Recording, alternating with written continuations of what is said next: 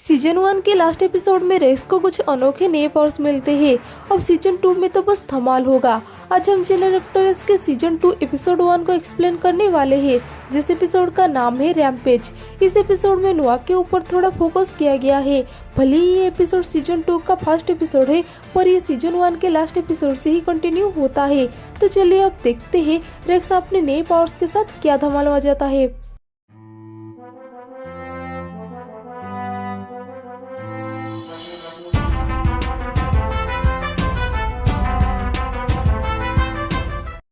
Episode के starting में racks अपने ट्रेनिंग के साथ नरेट करते हुए कहता है, मैं आपको पिछली कहानी बताता हूँ। इन छोटी माइक्रोस्कोपी मशीनों को नैनोट्स कहते हैं, जिससे मैं अपने शरीर के मस्त गियर बना सकता हूँ। अब मैं वो हूँ जिसे ईवो कहते हैं, लेकिन ज्यादातर ईवोस मेरी तरह हैंडसम नहीं लगते। वो अक्सर ऐसे दिखते हैं। ज्यादातर ईवोस तो नहाते भी नहीं। पता है, मैं और एक चीज कर सकता हूँ जो मुझे खास बनाती है। मैं कुछ ईवोस का इलाज कर सकता हूँ, इसलिए मैं प्रोविडेंस के लिए काम करता हूँ। यानी हम वही लोग हैं जिन्हें आप बुलाते हैं जब ईवोस आपके शहर या घर पर हमला करते हैं, और उन सब का बिग बॉस है ये आदमी वैंकलाइस। पिछली बार जब हम लड़े थे तो मामला जरा बिगड़ गया था। वैसे सच कहूँ तो हम उनसे बुरी तरह हार गए थे। वो उड़ते हेडक्वार्टर्स चुराता है। जो पावर्स मैंने उसे ली थी उसे वापस छीनने के लिए वो मेरे नैनोट्स भी चुराता है। अब वो लोगों को ईवोस में बदल देता है। और पता है उससे भी बड़ी मुसीबत क्या है? उसके पास डॉग बॉय बाइल भी है, जो मुझे 600 फीट से नीचे फेंक देता है। चलो अच्छा है, कोई तो इसका हिसाब रख रहा है। बेशक वैंकलाइस वापस आ गया है, पर मैं भी आ गया हूँ। अगर वो ईवोस बना सकता है तो मैं उन्हें ठीक कर सकता हूँ। भले ही उसके पास नए पावर्स है, लेकिन पता है मेरे पास भी नए पावर्स है। जब से मेरे पावर्स वापस आए हैं, मुझमें शानदार नए मशीन बनाने की काबिलियत आ गई है। जब 6 वहाँ आते ही रेक्स कहता है, 6 अगर आप ये देखना चाहते हो कि मैं कैसा हूँ तो नतीजा अभी भी यही है। समझ में नहीं आता इस नए बिल्ड को कैसे बनाऊं। 6 कहते हैं, शायद थोड़ा वक्त लगेगा पर सीख जाओगे। रेक्स कहता है, और इस बीच वैंकलाइस बाहर घूम रहा है और पता नहीं क्या कर रहा है। आगे बढ़ते हुए रेक्स कहता है, काश हेडक्वार्टर बनाने का काम जल्दी पूरा हो जाए। आई होप कि आप बेघर बंजारे की तरह अपने जेट में नहीं रह रहे है ना? 6 कहते हैं, मेरे पास जो टेम्पररी रिकमेंडेशन है वो वक्त काटने के लिए ठीक है। रेक्स कहता है, हाँ मतलब जेट में ही रह रहे हैं। फिर वो कहता है, अपने ही घर से बेदखल होना मुझे अच्छा नहीं लगता, लेकिन जब तक हेडक्वार्टर्स बन रहे हैं मैं जरा नहाकर फ्रेश हो लूँ। रेक्स नोआ के घर आकर पॉपकॉर्न खाते हुए टीवी देख रहा होता है। तब नोआ पूछता है, तुम क्या देख रहे हो? रेक्स कहता है, अरे एक स्पेनिश शो देख रहा हूँ। नोआ पढ़ाई करते हुए कहता है, अगर तुम मेरे साथ प्रोविडेंस के दोबारा बनने तक रहने वाले हो तो ये कहकर फ्लेक्स मत मारना कि 3 दिन बाद तुम्हारा प्री कैलकुलेशन टेस्ट नहीं है। रेक्स कहता है, क्या? कौन सा टेस्ट? नोआ कहता है, यही चीज तो मुझे पसंद नहीं है। मैंने तुम्हारे यहाँ रहने के लिए हामी भरी थी, तुम्हारे चमचे के लिए नहीं। वो नाखून काटते हुए कहता है, देखो दोस्त, हम एक के साथ एक फ्री आते हैं तो झेलो। इस टाइम बोबो का एक नाखून नोआ के मुंह में चला जाता है। नोआ कहता है, वो पैर का नाखून था। तुमने मुझे पैर का नाखून मारा? रेक्स कहता है, ओके ये थोड़ा ज्यादा हो गया। बोबो गंदी बात है, मुझे लगा तुम्हें मजा आएगा। नोआ कहता है, शायद तुम्हें आता होगा, पर मेरी एक असली जिंदगी भी है। भले ही मैं कितना भी चाहूँ मैं हर समय मजा मस्ती नहीं कर सकता हूँ रेक्स। रेक्स कहता है, लेकिन क्यों? मेरा तो फंडा यही है। नोआ रिप्लाई में बोलता है, मुझे भी किसी दूसरे की तरह एडवेंचर पसंद है, लेकिन मुझे मैथ में पास होना है।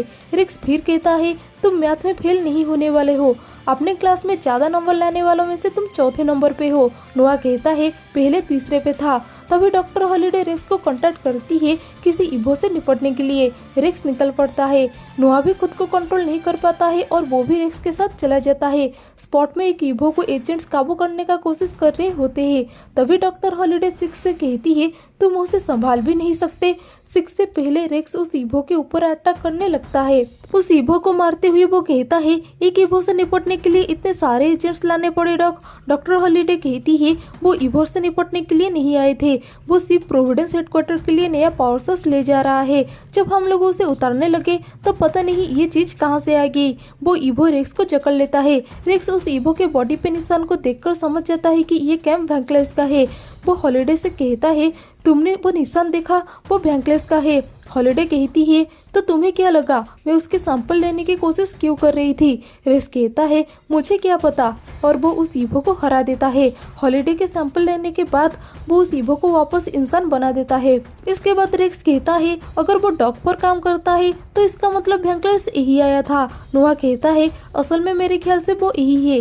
रेक्स वेंकलेस की ओर बढ़ता है, तभी हॉलिडे कहती है वो पावर कर हथियाना चाहता है। रेक्स कहता है कोई बैटरी के लिए इतना हंगामा? हॉलिडे कहती है वो सिर्फ एक बैटरी नहीं है, उससे 10 साल तक एक अच्छे खासे देश की बिजली जल सकती है। रेक्स कहता है और उसे तुम मेरे कमरे के नीचे लगवाने वाले थे। वो वेंकलेस के ऊपर अटैक करता है और कहता है सोच रहा था कब तुम और तुम्हारे लहरते जुल्फों के दर्शन होंगे वेंकलेस। ये सुनकर वेंकलेस कहता है लगता है तुम इतने जल्दी नहीं सुधरोगे। फिर उन दोनों के बीच जबरदस्त लड़ाई होती है। रेक्स कहता है मैं जानता हूँ तुम अब क्या सोच रहे होंगे, क्या मेरे प्लान में कोई कमी रह गई थी? क्या किसी सीधे साधे आदमी को ईवो बनाकर इस्तेमाल करना सही कदम था?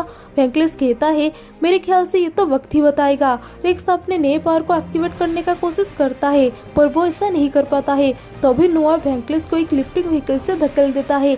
नोआ कहता है अब आया ना असली मजा। तभी वेंकलेस हंसने लगता है। रेक्स कहता है तुम आखिर हंस क्यों रहे हो, हमने तुम्हें हरा दिया है, खेल खत्म। वेंकलेस कहता है तुम्हारी प्रॉब्लम ये है कि तुम बहुत जल्दी अपनी जीत का जश्न मनाने लगते हो रेक्स, और वो नोआ को अपने पावर से एक ईवो बना देता है। जाते वक्त वेंकलेस कहता है मुझे पता है इस वक्त तुम क्या सोच रहे होंगे, क्या मेरी प्लानिंग में कोई कमी रह गई थी? वेंकलेस के जाने के बाद रेक्स नोआ को ठीक ठाक करने का कोशिश करता है पर वो भाग जाता है। रेक्स उसका पीछा करने लगता है और कहता है नोआ अगर तुम्हें मेरी आवाज़ आ रही है तो मेरी बात समझने का कोशिश करो। तो सुनो, जब मैंने कहा था खुद को आज़ाद कर दो तो मेरा मतलब ये नहीं था। नोआ के वजह से शहर के लोग मुसीबत में पड़ जाते हैं, पर एजेंट 6 और बोबो आके इस प्रॉब्लम को संभाल लेते हैं। रेक्स नोआ को पकड़ने का कोशिश करता है और कहता है देखो हर चीज़ बराबर करनी चाहिए, काम के समय काम करना चाहिए, मस्ती के समय मस्ती। इस दौरान वो एक खंबे से टकरा जाता है। 6 आके कहते हैं अगर तुम उसे नहीं रोक पाई तो गड़बड़ी हो जाएगी। रेक्स कहता है असल में 6 आपको इतनी जल्दी दिल छोटा नहीं करनी चाहिए। नोआ को मस्ती करते देख रेक्स कहता है किसे मुस्कुरा रहा है, उसे लगता है ये सब एक खेल है। तभी एक बूढ़ी औरत आके रेक्स से कहती है मैं तुम्हें जानती हूँ, तुम वही प्रोविडेंस वाले टैक्स हो ना? रेक्स कहता है टैक्स नहीं रेक्स, मैडम मुझे। तभी वो ओल्ड लेडी कहती है मुझे प्रोविडेंस से शिकायत है, तुम्हें पता है मुझे कितनी प्रॉब्लम हो रही है, हर रात को कोई मेरा चश्मा अपनी जगह से हटा देता है, मैं उसे टेबल पे रखती हूँ और जब सुबह उठती हूँ वो मुझे ड्रेसिंग पे मिलता है। रेक्स थोड़ा सरप्राइज होकर कहता है चश्मा? हाँ। तभी नोआ इलेक्ट्रिक पोल्स को गिरा देता है और भाग जाता है। रेक्स दादी को नंबर देके नोआ के पीछे जाता है। 6 और बोबो वहाँ आते हैं। 6 कहते हैं ये हम संभाल लेंगे, तुम आगे जाओ। जाते वक्त हॉलिडे रेक्स को कांटेक्ट करती है। रेक्स कहता है अभी बिजी हूँ डॉग। हॉलिडे कहती है तुम्हें शॉर्टकट में बताती हूँ, वेंकलेस के बनाए गए एक्टिव नैनोइड्स बहुत ही अनस्टेबल है, अगर नोआ को जल्दी ठीक नहीं किया गया तो वो हमेशा के लिए इसी हालत में रहेगा। रेक्स पूछता है मेरे पास कितना वक्त है? हॉलिडे कहती है मेरे हिसाब से 1 घंटे से भी कम समय है। रेक्स कहता है तुम्हें मेरी बात सुननी होगी, अगर मैंने तुम्हें ठीक नहीं किया तो गड़बड़ी हो जाएगी। नोआ भागते हुए एक टनल में चला जाता है। रेक्स भी उसके पीछे जाता है। इतनी कोशिश करने के बाद उसे नोआ मिल जाता है। वो नोआ को ठीक करने का कोशिश करता है पर उसके नैनोइड्स काम नहीं कर रहे होते हैं। ये देखकर रेक्स कहता है मैंने बहुत देर कर दी, मुझे तो यकीन नहीं हो रहा है मेरा बेस्ट फ्रेंड एक ईवो बन गया है, वो भी हमेशा के लिए। हॉलिडे कॉन्ट्रैक्ट में कहती है असल में शायद वो नोआ ना हो, तुम्हारे बायोमेट्रिक्स जवाब दे गई। रेक्स कहता है इतने सारे भागदौड़ की वजह से इसने मुझे थका दिया है। तभी एक साउंड सुनकर नोआ भाग जाता है। इसके बाद वेंकलेस वहां आ जाता है। रेक्स कहता है तुम्हें कुछ काम नहीं है वेंकलेस, आज तुम्हारा पहले ही बैंड बजा चुका हूँ, तुम चाहते हो फिर से ऐसा करूँ? वेंकलेस कहता है तुम्हें लगता है तुम ऐसा कर पाओगे, तुम मेरे सामने अभी भी एक बच्चे हो। रेक्स कहता है तुम गलत हो, तुम्हें लगता है मेरे पास पावर्स वगैरह नहीं है। ऐसा कहकर वो भागने लगता है और कहता है कम ऑन पावर्स, जल्दी आ जाओ। तभी रेक्स एक लेवल खींच देता है जिसकी वजह से वेंकलेस के ऊपर ट्रेन चढ़ जाती है, लेकिन वेंकलेस फिर उसके पीछे आ जाता है। ये देखकर रेक्स कहता है तुम्हारे पास टाइम पास करने के लिए और कोई काम नहीं है जो हमेशा मुंह उठाए मेरे पीछे लगे रहते हो? वेंकलेस कहता है ये भी कोई पूछने की बात है, तभी नोआ आके वेंकलेस को काट लेता है। रेक्स पूछता है, डॉक अब मेरे बायोमेट्रिक्स का क्या हाल है? हॉलिडे कहती है, कोशिश करके देख लो। रेक्स अपने पावर से वेंकलेस को मारता है और नोआ को ठीक कर देता है। तभी वेंकलेस को प्रोविडेंस एजेंट्स घेर लेते हैं। रेक्स पूछता है, क्या यही वो मौका है जब ब्रीच आके तुम्हें बचा लेती है? वेंकलेस कहता है, ऐसा नहीं है, यही वो मौका है जब तुम्हारे लापरवाही का फायदा उठाकर वो फ्यूल टैंक हथिया लेती है।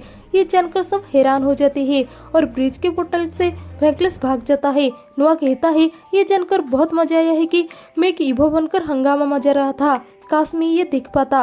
रेक्स कहता है, न्यूज में देख लेना।